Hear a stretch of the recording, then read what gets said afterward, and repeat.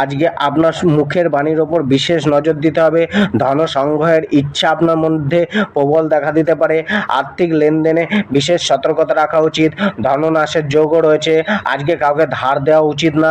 আজকে নিজে খাদ্য খাবার ও পোশাক পরিচ্ছদে খরচা বাড়তে পারে। কেরিয়ার প্রফেশনে হঠাৎ কোনো সমস্যা চলে আসতে পারে। কিছুটা বাধার সম্মুখীন হতে পারেন, তবে নিজের বুদ্ধিমত্তার প্রয়োগ করে আগে এগোতে পারবেন। আজকে কর্মক্ষেত্রে কোনো কিছু পরিবর্তন করার প্রচেষ্টা করতে পারেন। জবের ক্ষেত্রে কিছুটা সচেতনতা থাকুন।